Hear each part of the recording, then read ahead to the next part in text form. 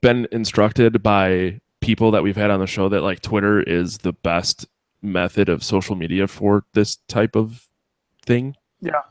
So like we have a Facebook and like a couple people check it and a couple people are interactive, but like Twitter is where it's at, I guess. Yeah. And I never used Twitter until we started using it for this. Yeah.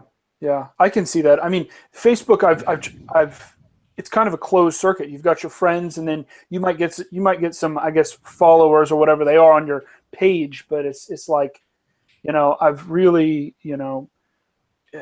I've really struggled to get out of that bubble. With anything, with any of my work, it's like you get your likes and you get that, and it's like, okay, but nobody really outside of that is seeing it. So, I think, Twitter is, I mean, you start picking up random followers from all over, and then you look at them and they've got like 30,000 followers. Like, wow, how do they have that? That's crazy. I mean, it's great, so you start getting people that have no idea who you are involved in your projects. Yeah. Yeah, it's weird. I don't know. I'm not huge on social media personally, and so doing it as the podcast is weird to me. Yeah. I don't really like putting all my eggs into a basket that I can't control.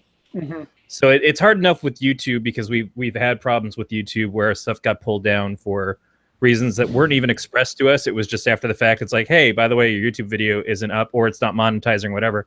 But then on top of that, Facebook, to reach people, they insist that you pay them for ads, and then they don't tell you really how the ads are working. And even then, you never reach all the people who've liked your page. No matter the fact that they went out of their way to do that, you might still not reach because Facebook doesn't want you to. They're like, well, they said they like your page, but they're really full of shit is what they are. Yeah. Well, and so I would rather have my own blog if I had enough shit to actually say anymore to put my stuff on than put it into those places. But those places are where everybody is at and everybody goes on a regular basis, if not to see us, but just in general. It's like if you're standing in the mall and you're trying to give away samples of a product, the reason you are is because people are at the mall, whether they're your buyers or not.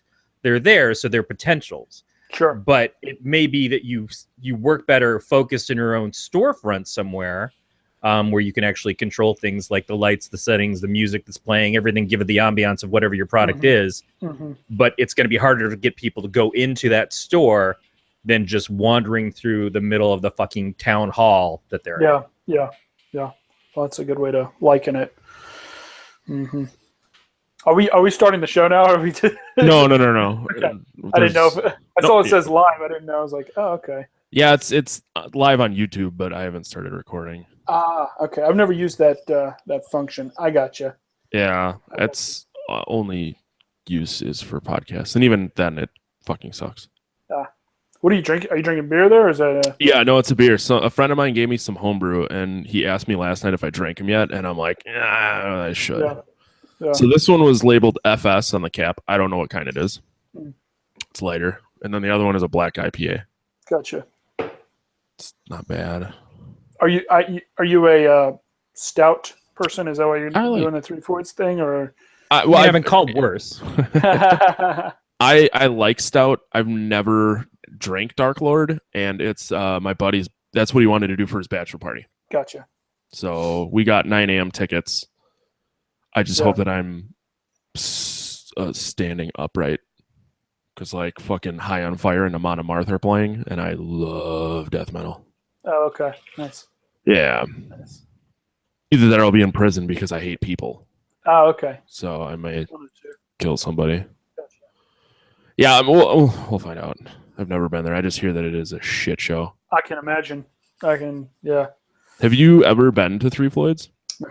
It's a really cool little place, as is the city of Munster, Indiana, but nothing else happens in Munster ever. Yeah. So there's like one hotel, and it books out a year in advance. It's just across the Indiana-Illinois border. So it's like 20 minutes from Chicago. Okay. Yeah, so there's nothing ever happens in the city except once a year when Dark Lord gets released. Okay. Yeah, and that hotel makes all their money in that one. Yep. I saw that they bumped. We're staying like 4 miles away, so I'm like, I'll take a fucking taxi if I have to. But it's like $300 a night, and it's like a Hampton Inn. Damn. Yep. So good for them, I guess. Yeah. All right. If you don't have any questions, we can start if you'd like. I don't think so. Yeah, I think we're good. It's Ziebarth, right? Yeah, Ziebarth. Okay.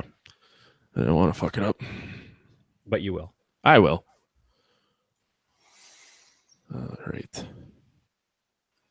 Welcome to episode 86 of the Podcast of Terror, a production of the Galactic Network. I'm your host, Matt Stein. With me, as always, is Corey Scott. I'm sorry, I don't have a good nickname. You weren't prepped. You had nothing to say about me. That actually hurts worse than some of the shit you said about me on air. It's like now the love is completely gone. You don't even have the abuse in you anymore. I'm that much of a fucking staple in your house. I'm just like the fly on the wall that died 6 years ago, but it's stuck there because you painted wrong and I just never got to release. And so I'm not even falling to the fucking carpet to get vacuumed up. I'm just one less thought in your fucking brain. I was going to call you the trusty cum sock from underneath my bed. See, you shoulda, woulda, coulda. How are you, Corey? I'm good. Good. This week, our guest is the creator of a YouTube cartoon. I personally fucking love this thing. It's called the Texas Tardigrades. Brett Ziebarth. Brett, how are you? I'm good. The show got dirty pretty fast. I warned you. Before we started recording. The shit gets we have a real. disclaimer at the beginning. We're okay. Yeah. Okay. Yeah, we had to start putting a trigger warning on it. Yeah. Sometimes shit happens. So let's go. I want you to talk about your show because people. I've tried pushing this off on a couple of coworkers and I don't know how to describe it. So I'm hoping you can do a good job of that. Yeah, I can do an okay job of that. Of course, it's always difficult to describe it, but I always just say it's like the elevator pitch is like King of the Hill in a microscopic world. So that's kind of an easy way to kind of set the tone. You know. When you think of King of the Hill, you think of them. I don't know if you're familiar with the show, but you know you think of those guys standing out on the curb, drinking beers, talking, and so I don't know if that was necessarily the how I created it, but it's definitely an inspiration there. And then you know tardigrades are such a weird creature. I mean, I read about them a few years back, and you know, they were, you know, this crazy thing that can survive all these, you know, impossible elements. And so I thought, well, you know, a mixture of microscopic animals with Texas accents, fishing. And, you know, I knew that I wanted it to be somewhat safe for work. You know, I feel like short and safe for work, something that people could watch in 2 minutes, you know, sneak it behind their boss's back and not be, you know, you know, they can click it, watch it, and then in and out, and they're not going to offend anybody horribly. Hopefully they get a couple of laughs in, and hopefully I have, you know, you can follow a bit of a narrative arc. You know, season 1 will be 10 episodes, and there's a little bit of an arc to these characters, you know. There's actually 2 episodes that were to be continued that I remember. Yeah. I've done a few where it's like, you know, where yes, the action ends and then that action will pick up right where it left off. Most of them start like it's like a new day and they've got different T-shirts on, and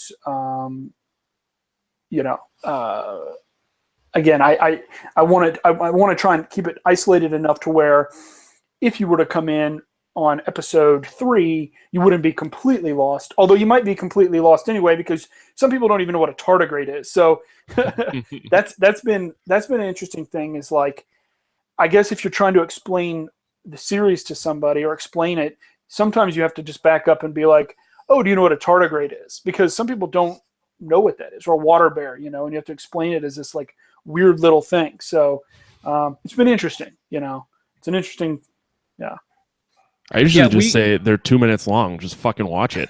Yeah, that's another thing. It's like, you know, it's hard to get people's attention for. I did a web series before with Mike Diaz, and each episode ran about 6 minutes long. And it's like, that is like just pushing it a little bit too long. You know, like, I mean, I thought it was good. I thought it was funny.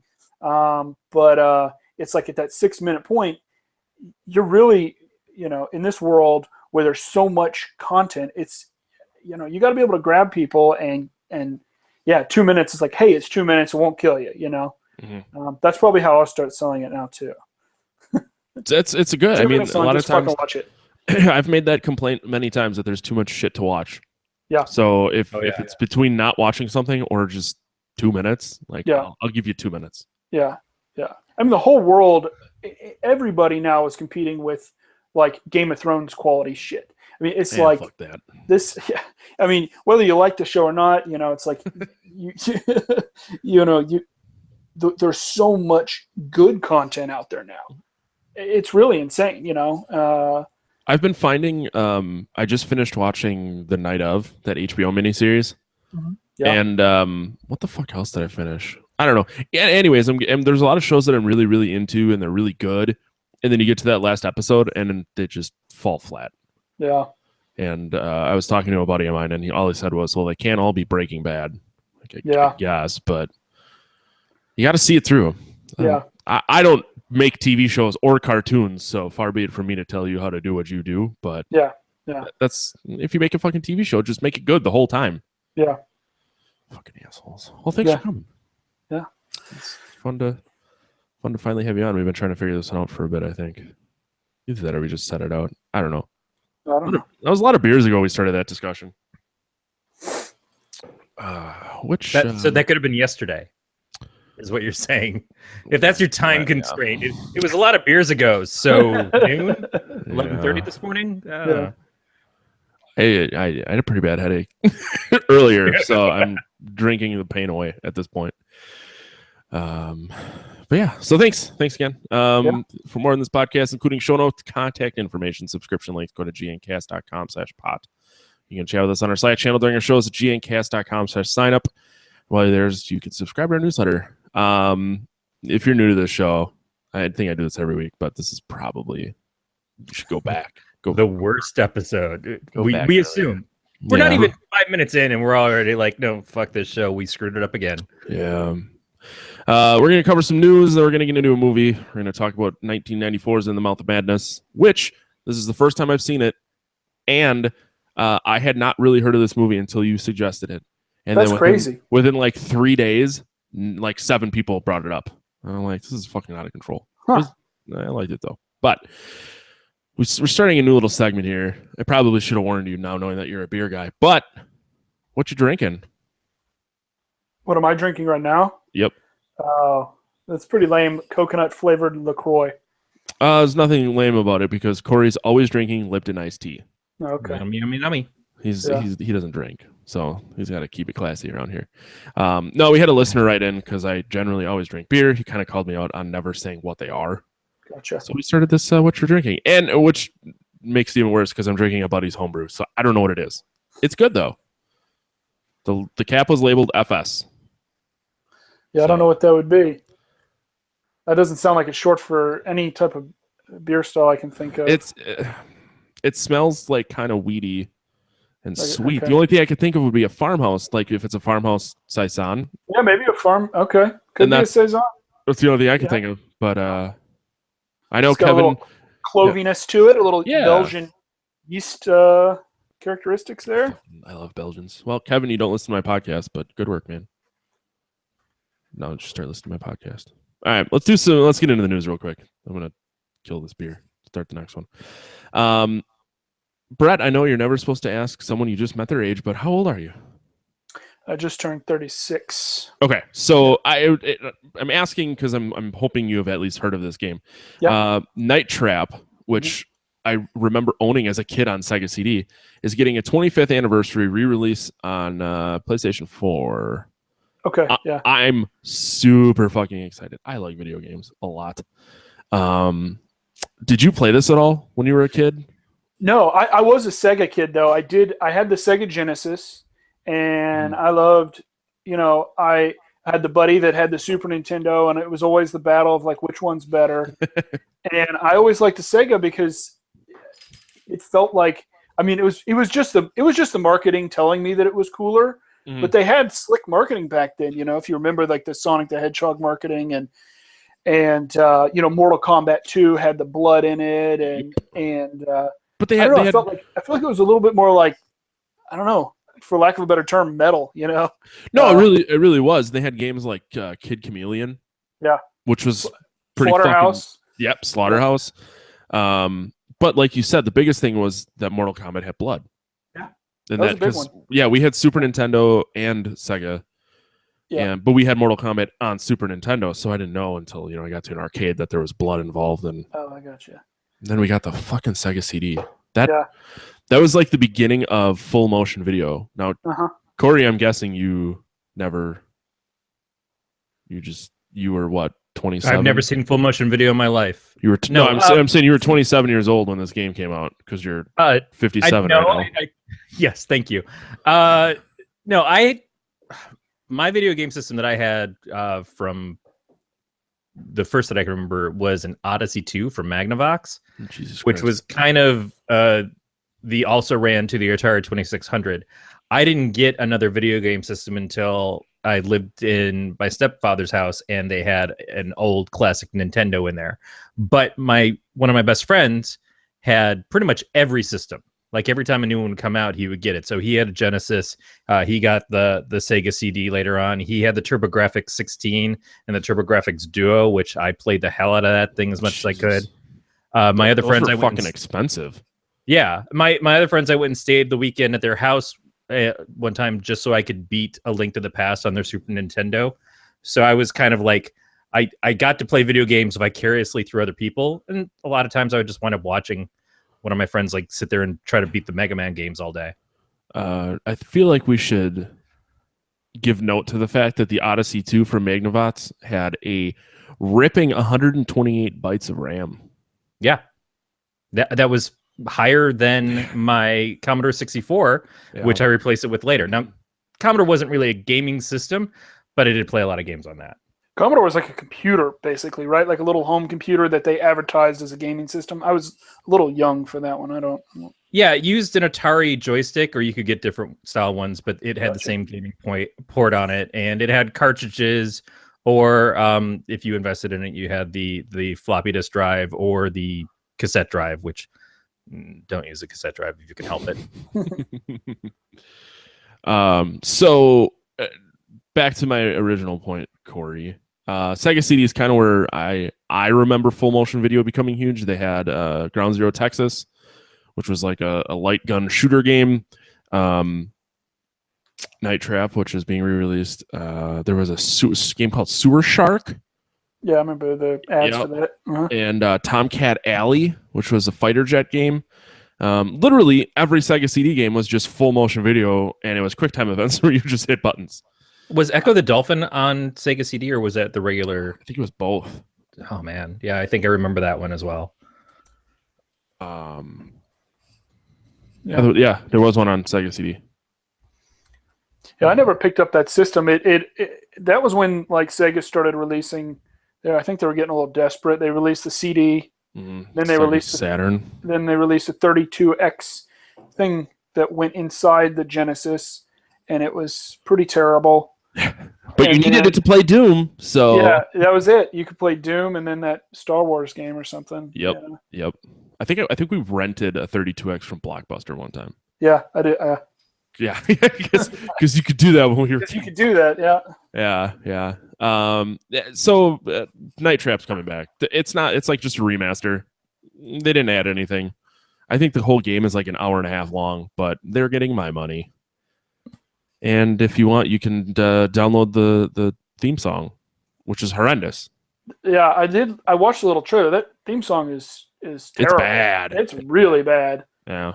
But you make up for it with Kimberly from Different Strokes running around in a sports bra almost the entire time. So you should probably also note that this is one of the first games that warranted ratings. It was the first game to get a mature rating because I believe there's nudity. Fairly positive there's nudity. I never finished it because I never could figure out how to play it as a kid. Yeah.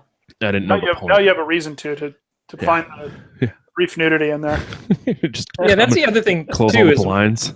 When games like this came out, a lot of them were just kind of tapping the direction at the timing, and they were really tough to figure out. It was like that in the arcade with the two Don Bluth games, Space Ace and Dragon's Lair, where you had to memorize this pattern to be able to get through the game, but it wasn't, the gameplay wasn't really anything special. You were more leading the movie across, and if you didn't hit the button just right, then you fucked it up and you died. So it may not be the greatest game in the world, but story-wise and just for a sense of history, there's something there about it. I mean, the success of the re-release will depend solely on the price tag they put on it. Yeah, that's probably true too. That's what I'm gonna. Do they release these things on like discs, or is it just a download? Nope, it's gonna be physical disc. It's coming out through Limited Run Games. Yeah. Limited Run does vinyl pressings once in a while. Apparently, they've done a couple games. This is the first I knew about it. But by people, I mean like this one story that I randomly found at one point, think it's going to be about $25, which is worth it. I mean, 60 would be out of control. Yeah. Some new game like Outlast 2 just came out on Tuesday, and even that was only $40, and that's like a brand new AAA title. So I don't know if they're getting away from the $60 mark unless you're Call of Duty or Madden. Yeah, but it's a lot of money for a game. I assume you don't still play video games? Me? Yeah. I play old games. Yeah, I guess it's not worth it, but I could turn to show I play basically I have a PS3. I basically use it for Blu-rays. So I'm kind of like PS2 and under. I don't know. I like old games. I'm not great at first-person shooters, and that's all. It seems like that's like the main thing now. Like I would just go on when Halo came out. I would go on there and just get owned by little kids, and that still would happen. I mean, I just don't like getting shit talked by little kids, and that's as soon as I figured out that is the world that I would be. I just sort of said I backed it up, and I said no more. I'm just going to stick with what I know. What I know is I every year I'm like, fuck Call of Duty. I'm never fucking playing that game again, and I buy it every year. Yeah. This year I won't. I don't give a shit about World War II. Yeah. Wasn't an important war. Yeah, fuck whatever. Who cares about World War II? Just some guys.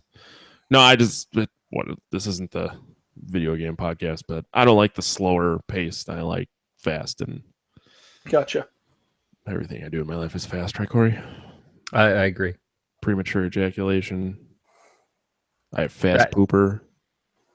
You're nothing about you is ever going to reach maturity. No. Fuck you. Let's go on to the next news story. I'm not sure this is exactly horror, but I know we've talked about this movie before, and it keeps showing up on horror sites. But the new Predator has been delayed to the late summer of 2018. Yeah, and the original Predator to me is an Arnold Schwarzenegger movie, not a horror movie, but the new one may be scary. Who knows? It's kind of a mix. It's an action movie, but it has a sci-fi bent. But then there's people getting killed and slaughtered all over the place. It's a bit of a war movie in the first one. It becomes more of an urban assault movie in the second one. By the time you get to Predators, it's back to being that in the forest, but I think maybe even on an alien planet or something. And it feels a little bit more like a horror movie again, especially because one of the people in the group is a murderer themselves. But when they crossed over, I think is where it really happened. When you had Alien versus Predator and Alien versus Predator 2, which is scary just in the fact that how the fuck did that film get made? That's where it became more like a horror movie, because the Aliens franchise definitely qualifies, even with all the sci-fi aspects of it, they're horror films. And the mix of those creatures and the predators trying to hunt them or survive them makes a difference in how it works out. But yeah, I don't know. I mean, I'm more interested because of the people that are taking over these films, because we're getting into people who are, like Shane Black is doing the Predator film. Ridley Scott is doing the new Aliens movie, although I guess there's another Aliens movie that's supposed to be the continuation of the Ripley story from earlier, but Ridley Scott's is the continuation after Prometheus, which I don't know if that was necessarily the right call, but maybe it's supposed to fix all the shit that Prometheus did wrong. The thing is that I don't think either of the franchises are really interested in having them meet up again. Certainly Ridley Scott doesn't seem to think so. He seems to be snubbing the whole idea of Alien versus Predator. And the Predators never were really mentioned in the Alien films. It's just when they crossed over that happened. But the Predator films definitely had aliens as like trophies and stuff in them.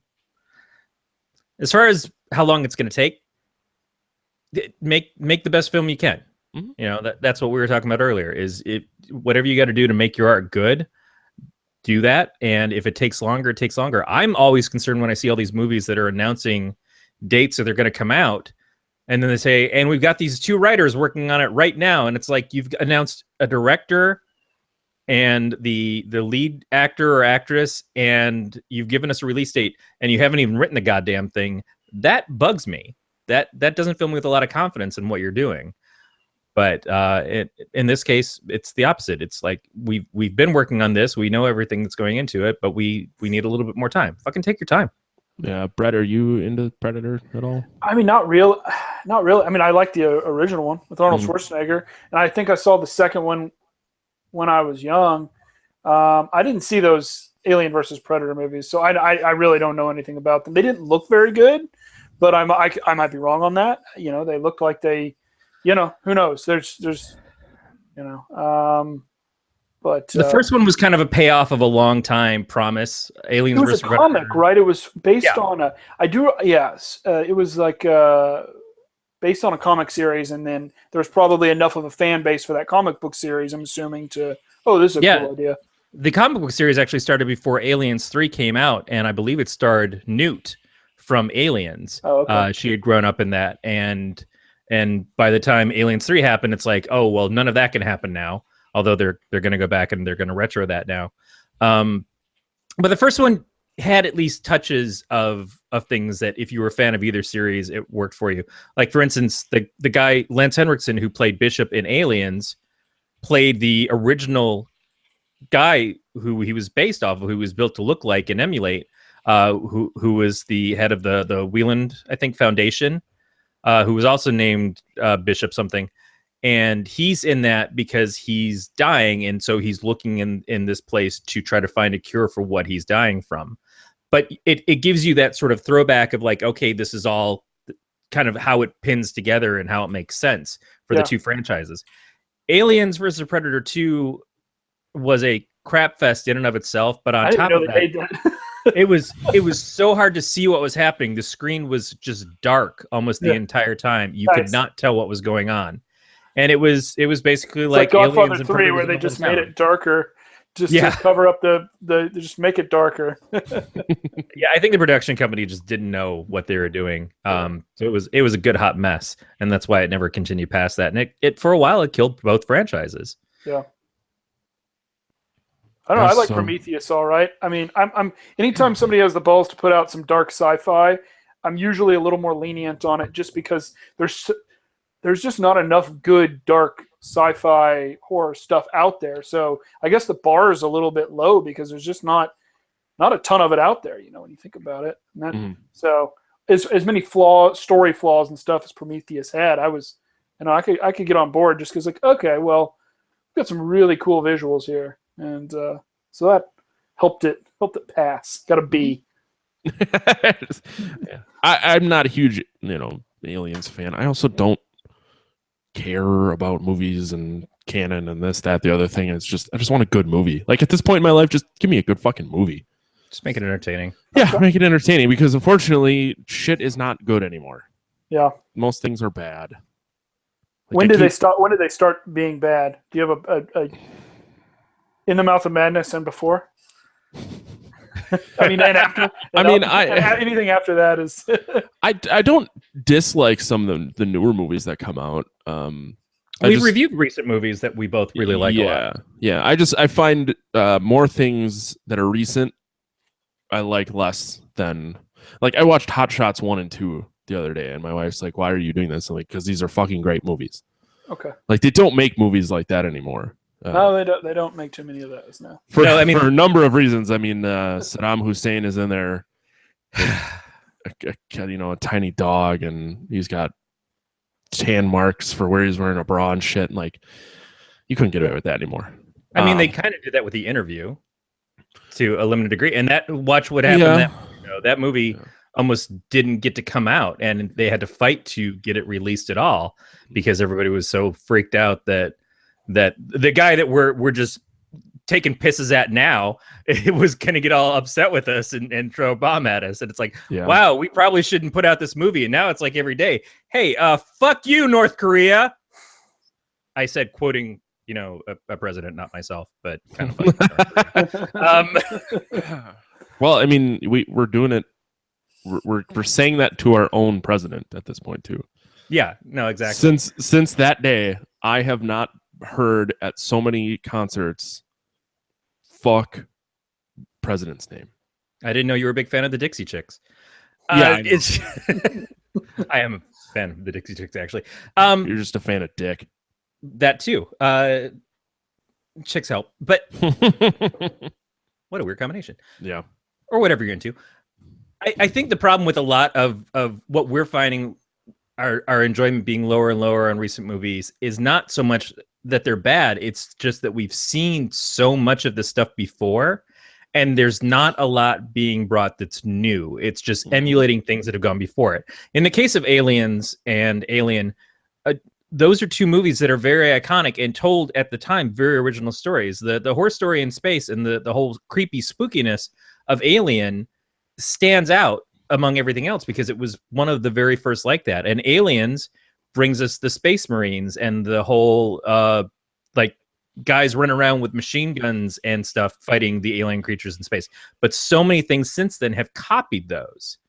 And so it's hard to find that new gem that is doing something that's actually original or doesn't at least feel like a blatant ripoff. Like Jason X has a lot of parts to it that feels like a blatant ripoff of Aliens, you know, and it's not the only one that does that. So when we see more recent films, it's that we're comparing them to things that were already done and usually were done better because somebody actually had a passion for what they were making, as opposed to, oh, I'm just going to do this thing and it's going to be just like Aliens. Yeah, I also think that special effects, since you can do anything now, that there's something to working within like creative confines of, okay, well, how do we make this look real and scare people in real life, you know, on the screen? Back in when did Aliens come out? 79? Alien, yeah. The first one. And now it's just like, okay, well, what do we want to do? You know, it's the sky's the limit. And so you start looking at like, you know, okay, we need 40 Space Marines. We need 300 things. Okay, we can just copy those and paste them here, and you can do anything. And so I think that sometimes, you know, when you have some confines that you're working within, you know, i.e. practical special effects and wanting to stay true to that, you know, I mean, again, I'm 36, and so you know, I remember those movies, and Matt and Corey, you guys remember those movies and grew up with those movies, and now when we made that transition, is one of the reasons why, and we'll talk about, you know, In the Mouth of Madness later. It was kind of one of the reasons why I picked that, because it was like that's a very much like right on the edge of this like practical special effects to this crazy world that we live in now, you know? Yeah. Yeah, and if you look at the success of something like the Mad Max Fury Road movie that came out a few years ago, a lot, not all of it, but a lot of the success came from the fact that the way that it was filmed is that stuff was actually happening. The stuff that they show on the screen, there was definitely digital processing and stuff to enhance it and to clean it up. But those were actual stunts that were going on, and that stands out very completely from things like the computer generated stuff from your Batman v Superman, where it's just, you know, you're just looking at digital effects all across. And you're right, there's something to appreciate about a practical effect or a practical stunt at this point, because we know that green screens are capable of doing everything. We've been seeing them since the end of Waterworld, and that movie tanked. We've been seeing them for just so long, and while they might get better and look more realistic, it doesn't mean that it's more exciting, because at that point we're just watching a cartoon. They keep saying that Disney's doing these live action remakes of their old stuff, and here's a live action Jungle Book. Well, Jesus Christ, I see one fucking live actor in that, but none of the rest of it is live action shit. It's all digital animation. It just looks great. You know, I'm not going to deny that it looks amazing for what it is, but I could just as soon watch Zootopia and have the same feeling, because I'm not connected to anything. They're not real. It's not like I can go pet the fucking baboo in a field somewhere and like have my own little baboo adventures. No, baboo's on a fucking disc. Yeah, a lot of discs. You were really butthurt about not being able to pet baboo. Don't you want to pet a baboo? No, I don't give a fuck at all. I I have seen The Lion King twice. I know we're not talking about The Lion King, but you're still talking like soon there will be a live action Lion King. Yep. I saw 2 live action Lion Kings and they were put on by fucking grade schoolers. Didn't want to see that. Don't want to see a movie. Actually, I think I saw a live action Lion King of grade schoolers too. Yeah. Yeah, it's not. I enjoyed it more because of the grade schoolers, but yeah, I get what you mean. I absolutely understand. And yeah, you can make a great film that uses effects well, but you have to have a story that's compelling to kind of balance that. Or you can make a great film that does not use high-end special effects and probably looks a little shitty in comparison, but you're so drawn into it that it equals out or even seems better. Yeah. Agreed. Yeah. So yeah, this has been pushed to. Is there an actual date in here? August 3rd, 2018. It was originally supposed to come out sometime in February of 2018. Maybe they got scared because they were up against the next 50 Shades movie. Oh yeah, that's some special effects right there. Affects me how much bullshit is in that movie. You know what upsets me? Those movies? No. Did you? No. Oh. I watched it alone. My girlfriend wasn't home, so I thought I'm not here to judge.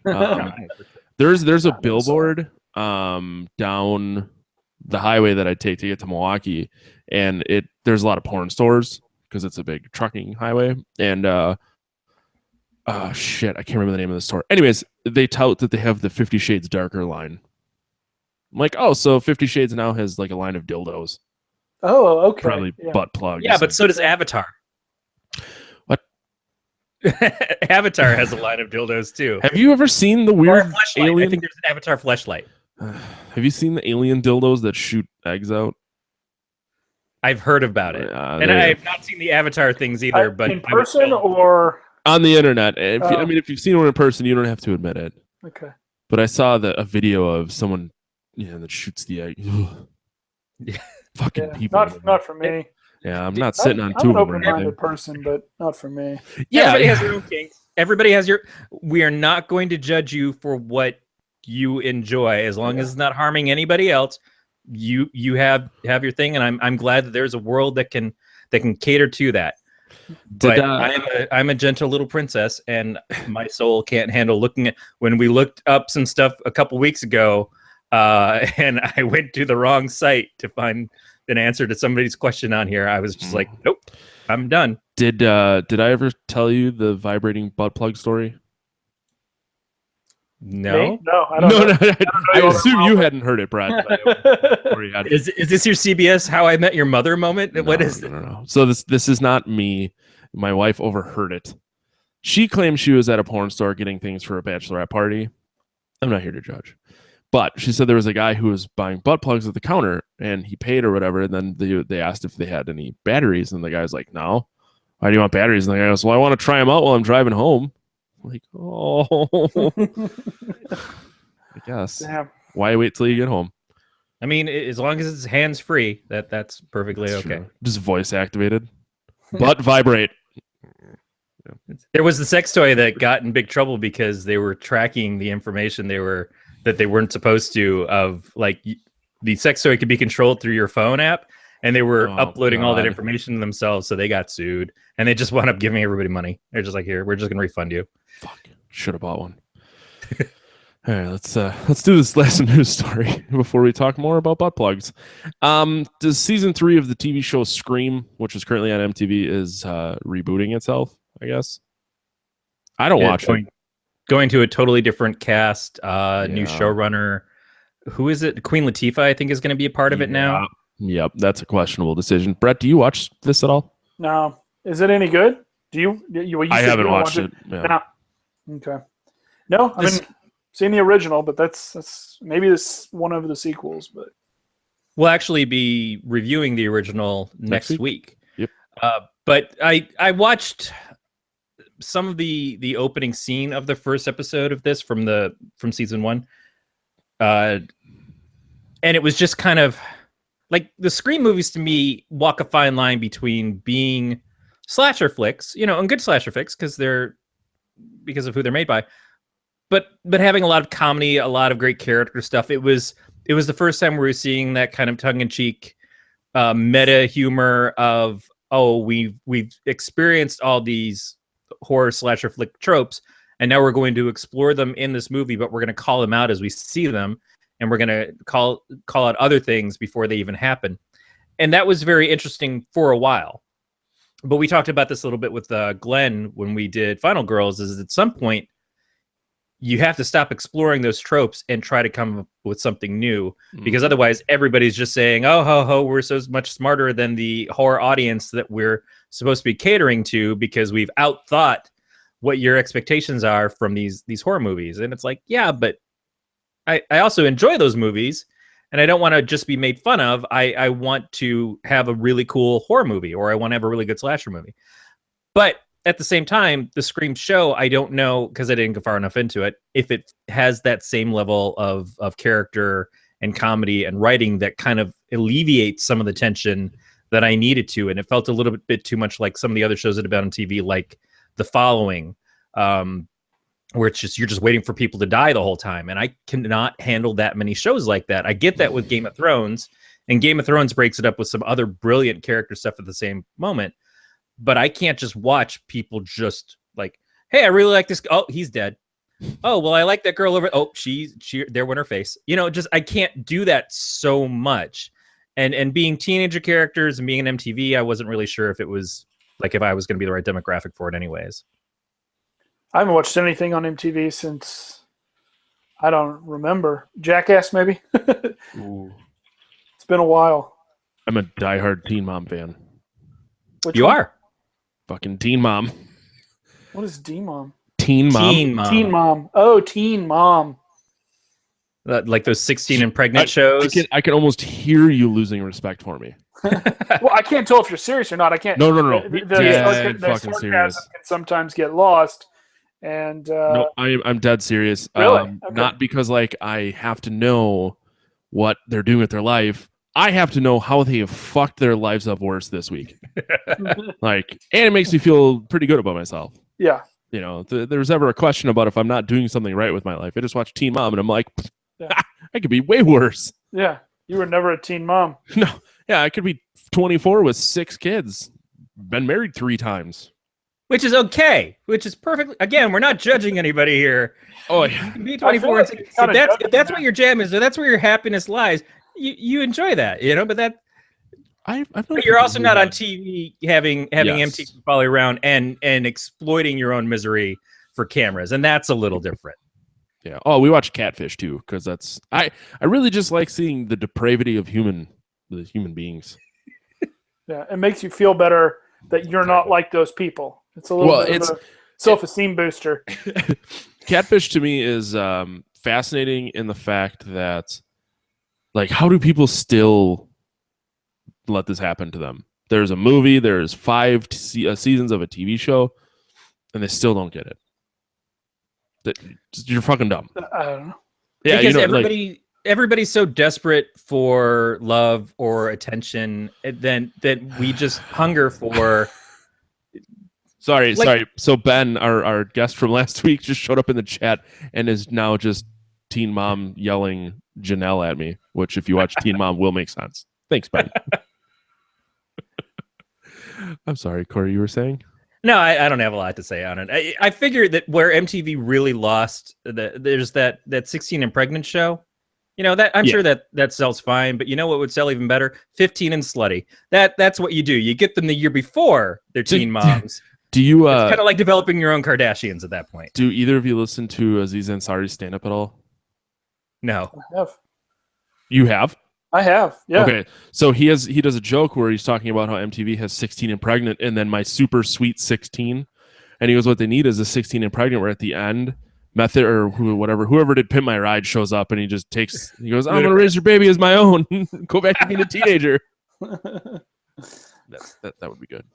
But I think to that fact, I think it is kind of fucked up that MTV has a show about how someone fucked up their life at 16, and another show about how someone is super duper rich and just has a giant party at 16. And they're just miserable because nothing is going as much as they wanted to go. Like, but Daddy, I needed it to be this, and I wanted fucking Van Halen, but not with fucking Sammy Hagar. What are you, an asshole? Yeah. I went Gary Cerrone. Nobody wanted Gary Cerrone and Van Halen. All right. Can we be done talking about MTV? Just one last. Do they still play any music videos since you watch? I don't think so. I don't like watch the channel. DVR it. I do not watch MTV. Okay. I'm trying to think of the last time. No, we don't have cable. We have Sling for TV. Oh, okay. So literally, if TV is just on, it's on True TV because it's always on Impractical Jokers, and that show is never not funny. I'll write it down. Never seen it. Come on. Sorry. I'm really into stupid humor, which is possibly why I like your show. Not that it's stupid humor, but it's just. It's not the most highbrow. I admit it. Which is, there's a huge audience for it. Just think of if you, once again, I'm not telling you how to do your show, but you throw in like 12 dick jokes per 2-minute episode, you're an Adult Swim show at this point. I know. It might maybe season 2. I was trying to. Maybe I'm too clean with it. My last web series was filthy, and I feel like I went maybe too far that way, and maybe I've gone too far. Maybe Not it's really. too clean. So I love regular show. Yeah. And it's not that far off from regular show where it's just, well, I guess if they were getting into zany, if the two tardigrades were getting into zany mishaps. Yeah. But it's the same style of humor, and it's not, neither of them require a ton of thought, which is what I prefer. Yeah. And okay. I'm just your Joe Everyman.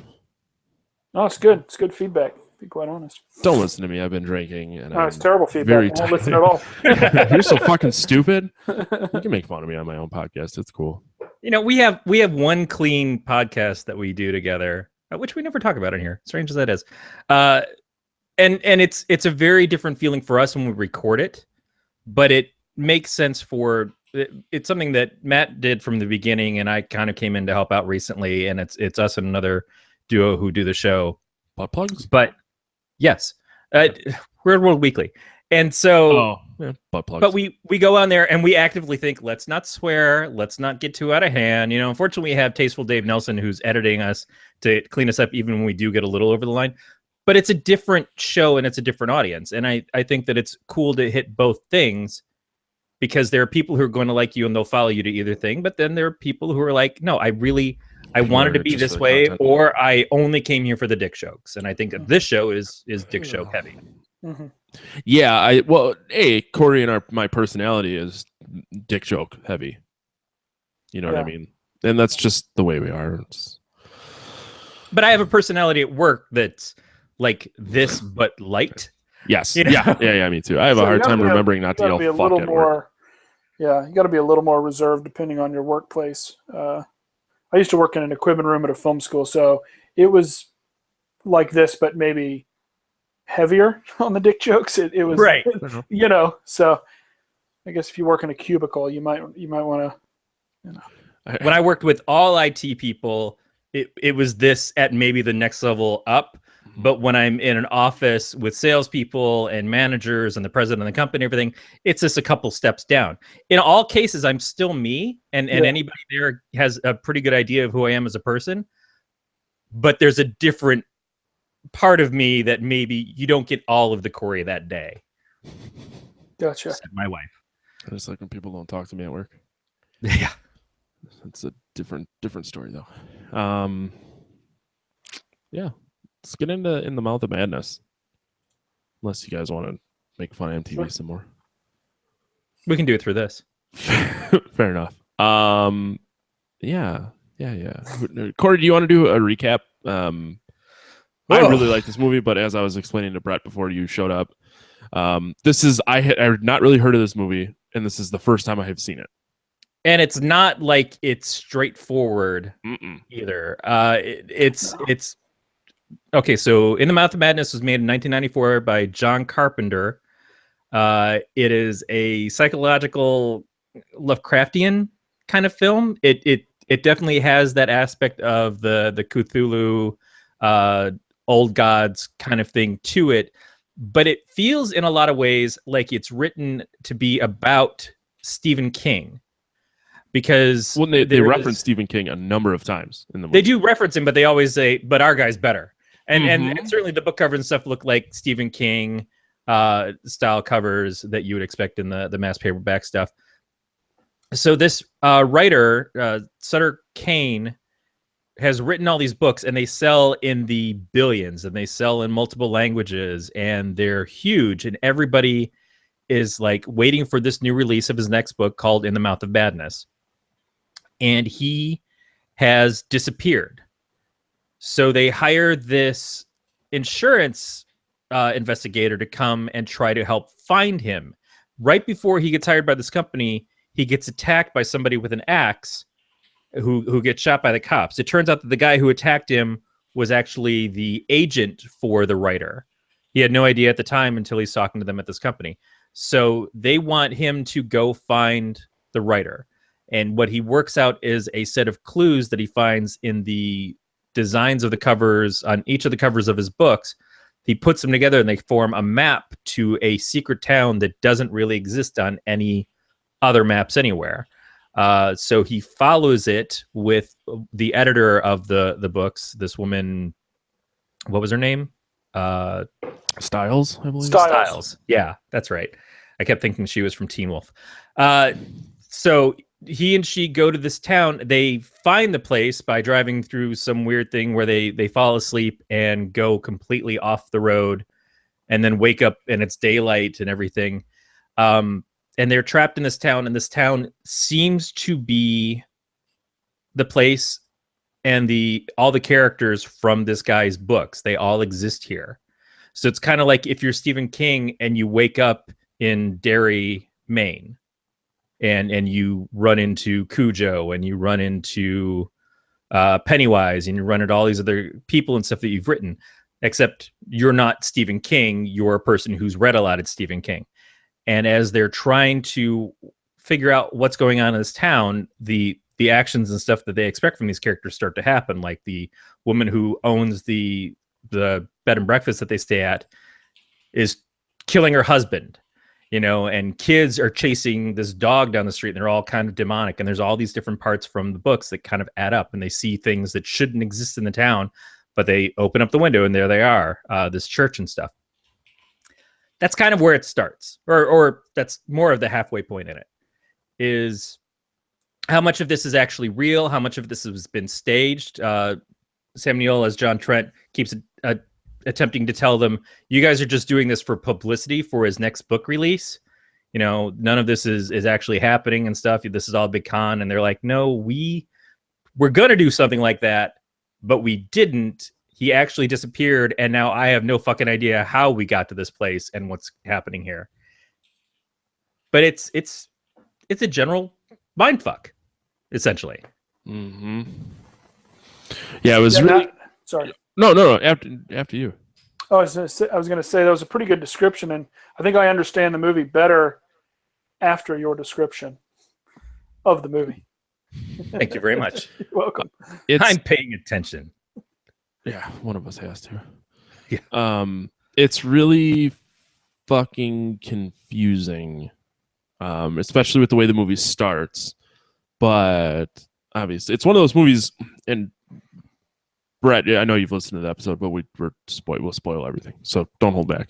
I like that it started the way it started, and then it ended the way it started.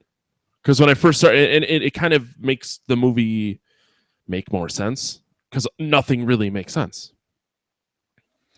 I feel like I smoked a ton of pot and I'm trying to explain math to someone. I skipped over the opening scene, which is John Trent gets pulled into this asylum and gets locked up because everybody thinks that he's crazy, and we don't really know why at that point. And then they are expecting this famous doctor, Dr. Wren, who's played by David Warner, who played the evil in Time Bandits and is so fucking great. He comes in and he's trying to figure out what the hell is wrong with Trent. And Trent's like, the fucking end of the world is going to happen.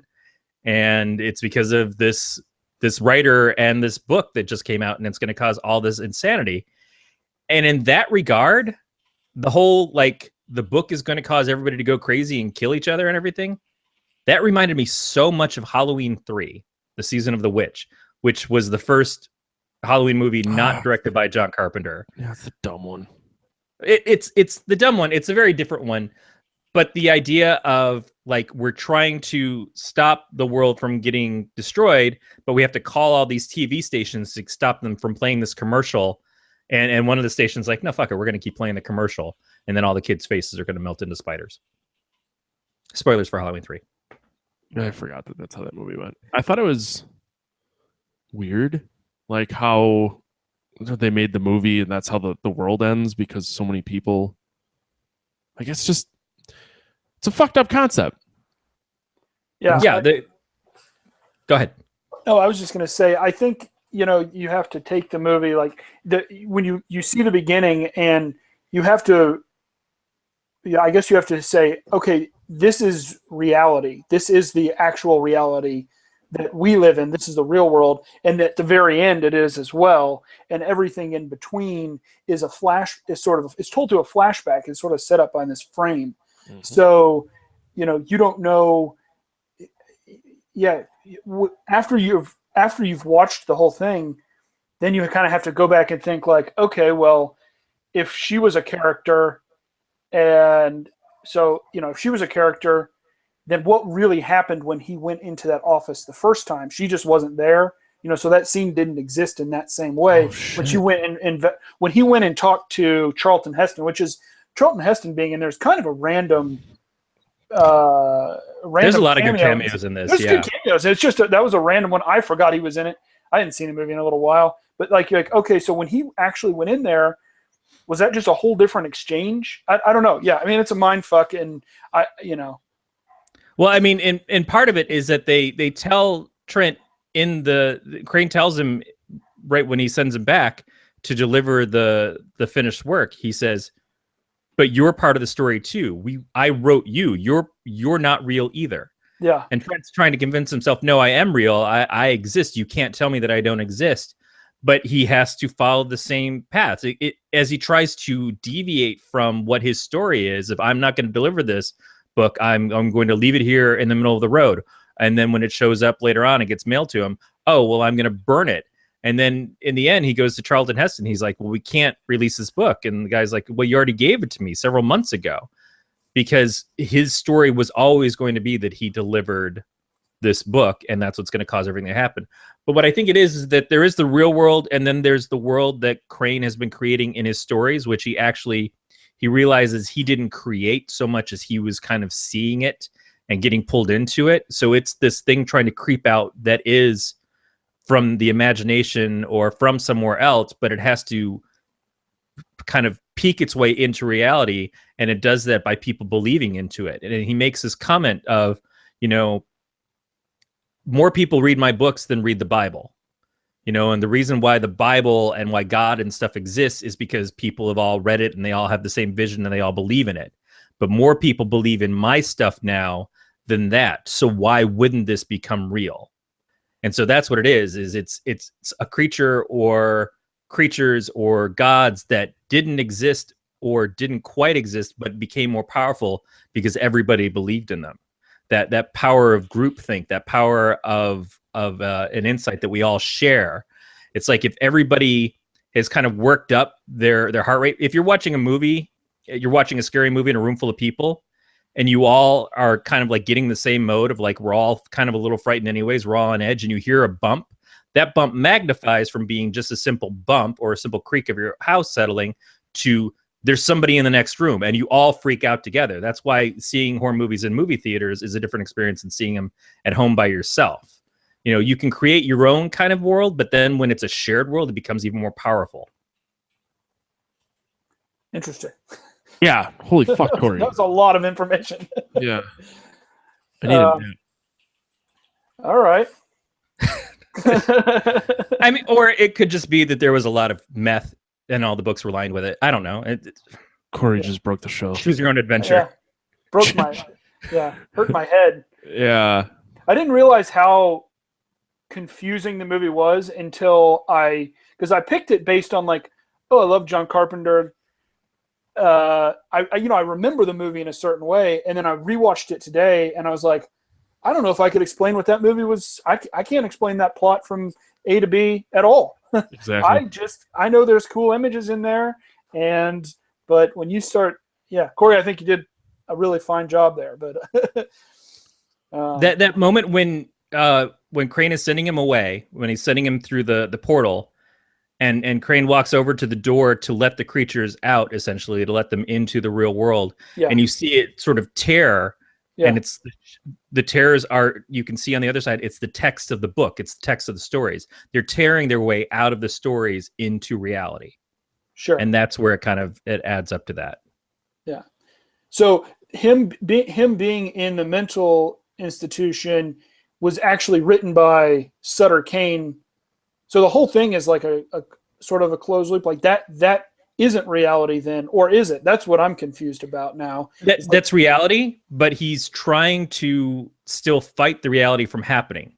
That was his last gasp of he's going around and he's attacking people. He goes and he hits somebody with the axe because he's read the book, and he kills him, and then he gets taken to the insane asylum.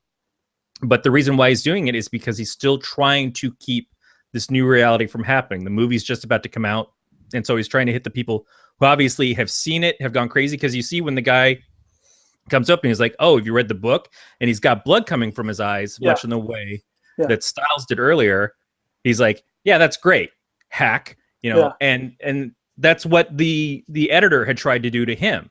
Yeah. He assumed at that point that he had already read the book. If he had managed to kill him at that point, it would have stopped things from progressing. But he doesn't have a choice because the story's already been written. Their parts of it already been played. Later on in the movie, when they're still in the town, the father whose son has died and whose wife and daughter has died, and he's got the gun up to his face, played by the guy who played Vigo in Ghostbusters 2. When he goes, that was him. He looked very recognizable. Yep. Yeah, he puts the gun up to his mouth, and Trent's like, "Don't." He's like, "I have to. It's already been written. This is what I have to do," and he shoots his head off. Yeah. They've realized at that point that they're all characters in this story, and the story has, now that it gets finished by Crane, it's done. There's no way out. So the editor character who tried to kill him in the beginning, had he already been to, what was it called, Hobbs, that town? Hobbs End. What happened? Been there and done all of this stuff as well, or something? Like, had he seen the end of the book and he was trying to stop? He and the editor. So the editor is Styles. The agent is the one who tries to kill Trent. Right, the agent. Yeah. They're the only ones who had at that point read any of the book, and they hadn't read the completed one yet. I hadn't seen the Crane end. was still working on it. Yeah. But that was kind of the moment of it that was starting to show them the insanity that's coming. Yeah. They're reading the book and they're seeing the world that it's happening, and so it opens their eyes to what's going on, and that's why he was bleeding from the face. That's why she later on was bleeding from the face, is because the realization of, like, this story has now caused my reality to change, and it's opened my eyes to the insanity that is. This is a common theme with a lot of Lovecraft stuff, is the insanity of the Cthulhu gods and things. So he's now seen the future to his degree and understands his part of it. And so while he is acting out what he has to act out, it's part of the plot, is that he has to go and try to kill this guy. I think Crane even says something to that effect to him. If he could have just stopped Trent from doing anything, then it would have stopped. But at that point in time, he's doing it because he's read the story, and then she starts to go crazy because she's read some of the story. And when Crane shows her the rest of it that he's written, Kane. Yeah, Kane. Sorry. No, it's all right. I keep confusing him with Crane because I think Crane is Scarecrow from the Batman mythology, which is kind of a matching thing. In fact, Arkham Asylum is named after the publishing house of H.P. Lovecraft, I think. Maybe wrong on that. Might be Bradbury, but yeah, it's a good story. It would have been interesting to see. There were other people that they had chosen to direct it before Carpenter came on. Tony Randall was one. Mary Lambert, who I think she did the Pet Sematary movies. She was another one. But landing with Carpenter adds something that it just felt like it was in the right hands. It felt like his style of movie anyways. I loved the fucking music at the opening and the end, which was, of course, composed by him. Any excuse to have Carpenter do a score for your film is the right thing to do anyways. Mm-hmm. But he it does also all his felt own movies. I mean, he does. Yeah. You know, he was just on tour. I don't know if you guys knew. I mean, like recently, he was touring around with his son, playing all his themes. I saw him here in Austin. It's great. Yeah, he just had a new album come out, I think last year or the year before, the second one of his albums they sound like music from his movies, but they're actually new stuff. His stuff is just great. Mm-hmm. But another movie that I really like of his, even though it's not good, is The Prince of Darkness, and I think it came out just a little while before this. Yeah, and it feels so. very similar in tone and what it is. Prince of Darkness was 87, so yeah, it was a 7-year difference. Yeah, but it just, there's something about the way that he does things that it just felt appropriate for that style of movie. Yeah, that's kind of how I feel about like his whole kind of canon. They all feel like they're a part. I mean, I always enjoy the world that he creates. It might not be the best movie, but they all have this sort of I don't want to say cohesive, because this movie wasn't really cohesive, but when you dip into the world of the movie, you're in a John Carpenter world. Even I feel like there's between Big Trouble in Little China to maybe less so The Thing. The Thing sort of feels like its own.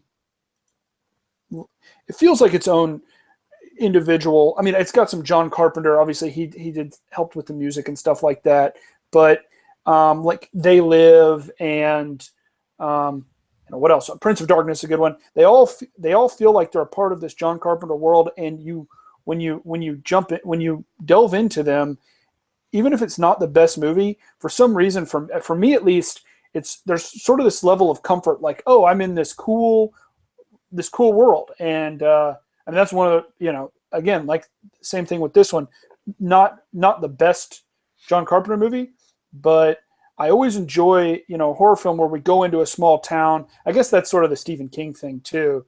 Yeah. But go into this small town and you feel like you're a part of this weird world that you can't get out of. And then he expertly puts his score in there. And, by the end of it, you're like, wow, I don't know what I just watched, but it was entertaining. And again, it's sort of stuck with me, and yeah. Matt actually had John Carpenter come up on his recent episode of 90s Percentile. Mm-hmm. And that's one of the places that this movie came up. Yeah, I was going to say, it seems like that you were it was almost like it was written. You were going to talk about it. But yeah, I haven't watched everything of John Carpenter's, but everything I can think of is all very distinct and it all kind of stands out. You're right, though. The Thing feels a little different, I think, because it was taken to be so serious in what it is. It's not, there's not a lot of lightweight to it, and there's not a lot of psychological stuff to it, other than the fact of like you're being psychologically tortured because you don't know who to trust. The trust thing is very big in that. But even if you go back to Halloween feels different from the other films too, because it's still sort of real world in a lot of it. You don't really laugh at it very much. Whereas like, I mean, I feel like The Thing, you don't laugh at that movie. Whereas there are definitely aspects of many aspects of They Live. Have you guys seen They Live? I mean, it's silly, but you laugh at that movie sometimes. But I don't know. I love that movie, but there's definitely times when they're having a 9-minute wrestling match when you're just like, all right, I'm just gonna sit back and watch them have this wrestling match and get a good laugh out of it. Yeah, you put a They Live next to a Big Trouble in Little China or a Escape from New York, and they all kind of make sense tonally together. Yeah. But you put this next to Prince of Darkness because it's sort of the outside world that you don't understand invading the normalcy of your world. Mm-hmm. And it's much more of a supernatural psychological fuck up with it, and it ends in a way that you feel like it was always sort of predetermined and there's no way to control or change the outcome. Mm-hmm.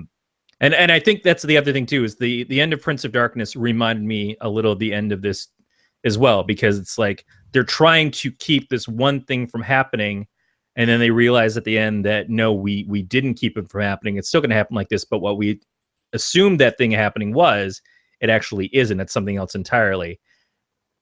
And that's very well in tune with what this is. But it's still, they're different movies, and they tonally, they feel very different. So you can't say that one is a ripoff of the other. Especially because this was written by somebody else entirely. Mm-hmm. It's a fucking good movie. It is a pretty good movie. My wife kept saying it. She's like, this is a great movie. And she'd seen it, and she was a fan of it. And I'm like, yeah, we'll see. And by the end of it, yeah. That was your first time to watch it, Corey? I think I've seen parts of it before, but it was on late night on cable, and I came in the middle of it. And you don't want to come in the middle of a movie like this. You just seemed very familiar with it, and I was like, wow, how many times have you seen it? But wow. No, okay. This is my first time actually, and I think I avoided it before because I couldn't figure out what was going on from the parts that I had seen. Yeah. So I just kind of like, well, it's probably not that good. It's from mid-90s. I mean, what kind of shit movies did they make then? Now we know better than today. Yeah, according to Matt. We don't have time for that conversation. Any other points, or do you guys want to score the movie?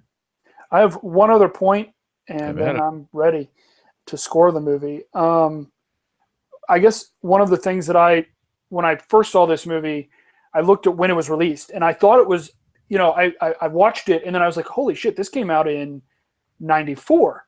And I thought, okay, this is like 89, something like that.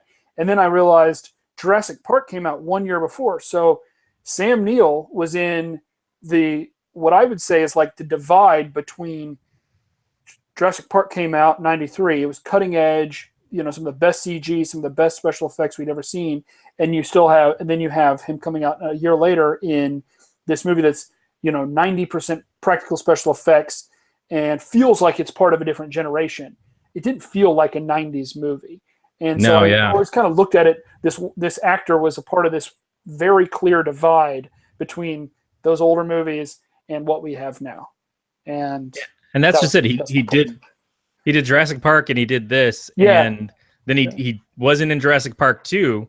And Sam Neill's career seems like it should be much bigger than it is. It feels like he's an actor that you enjoy seeing him on the screen. He's done some really great stuff, but then he's also done a lot of stuff that could have just been anything. It could have just been junk as far as people are concerned. And he hasn't stopped acting, but you don't see him in a lot of things.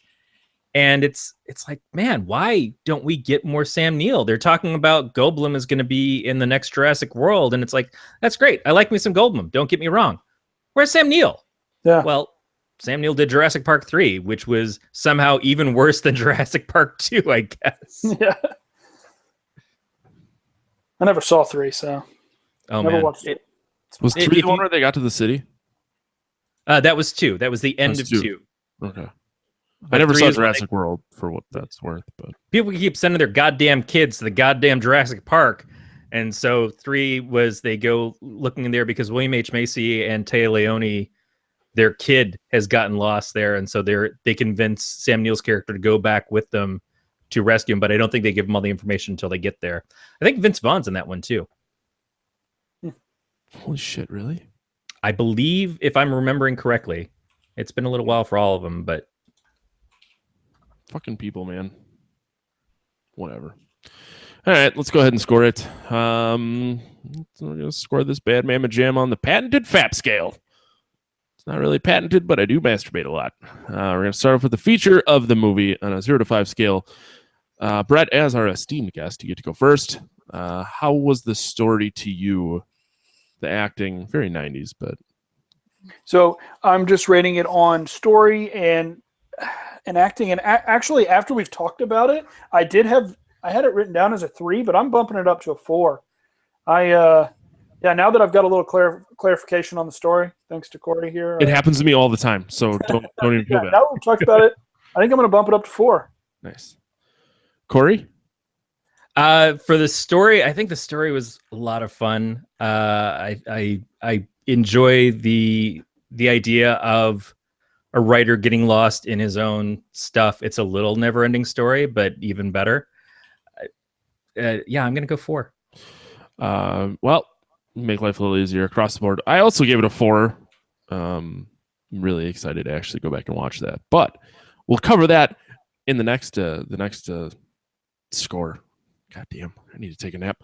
Next category is attention, 0 to 5. Would you purchase this movie, Brett? Would you recommend it to friends? Clearly, you've recommended it to us, but that doesn't necessarily mean that we're friends. But yes, you know, I would. I'm going to go with 4 again. I think it's got a pretty high rewatchability, and partly because it is a mind fuck of a movie. So you after you watch it, you're like, okay, I don't think I got all of that, and for my money, any movie where I have that feeling at the end where it's like, okay, that had a lot of cool stuff in it, and at the end of the day, I'd like to sit down with a buddy, drink some beers, and watch that movie. Yep.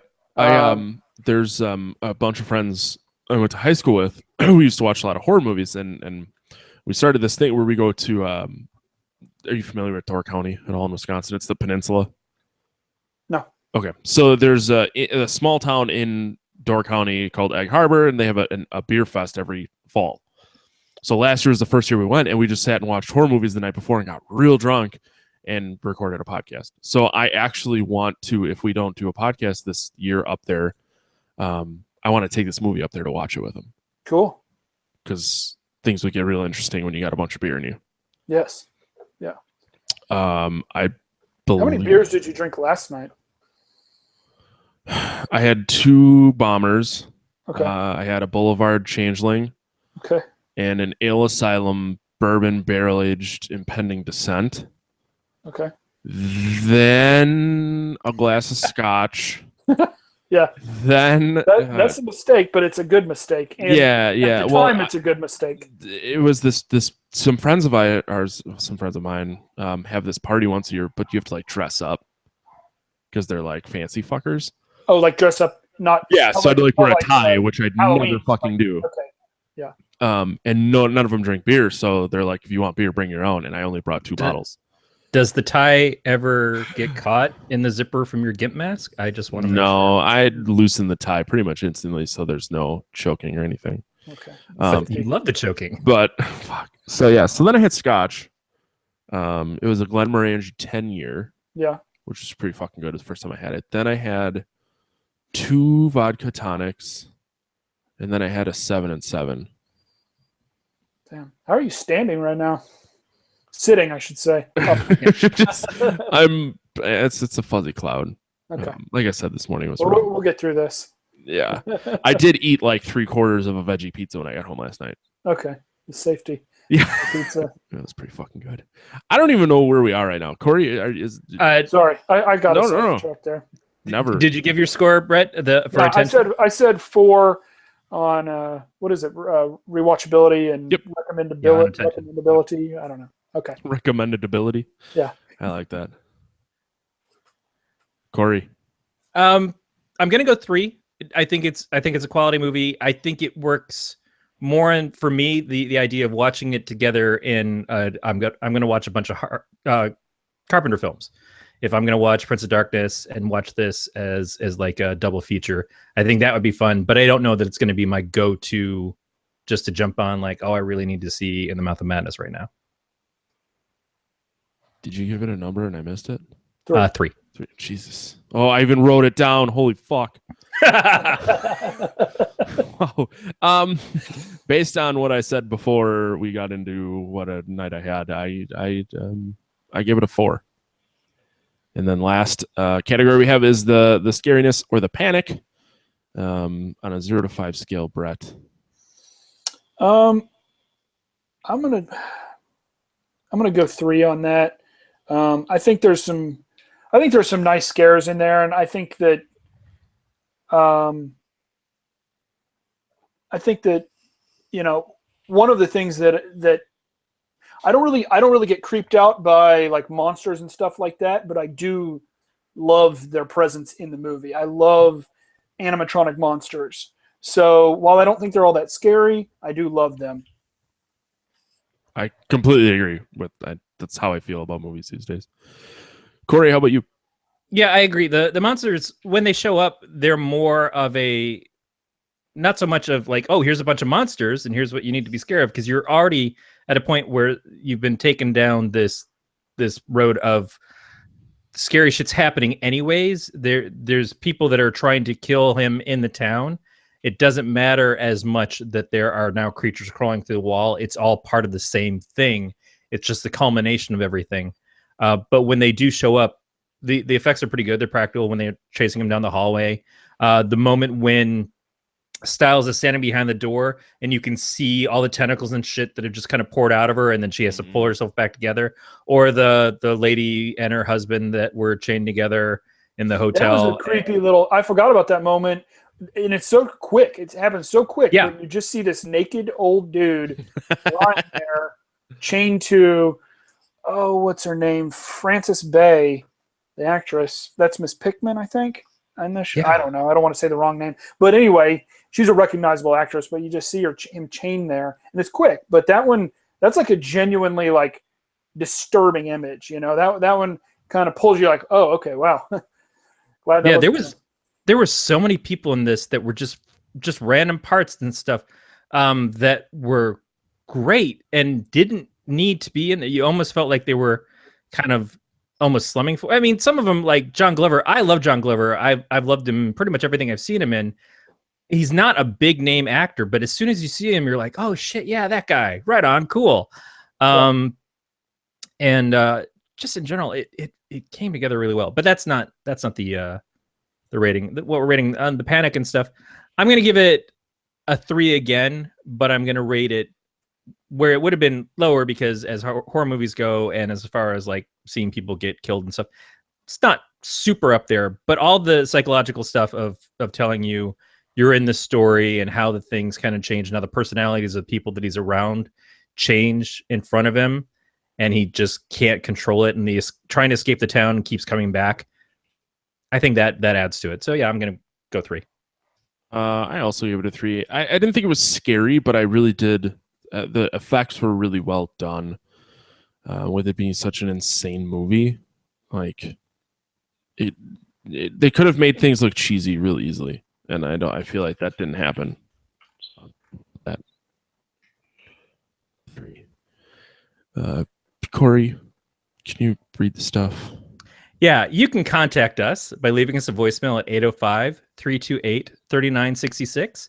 You can email us at pot@gncast.com, or leave us a message on the website, gncast.com.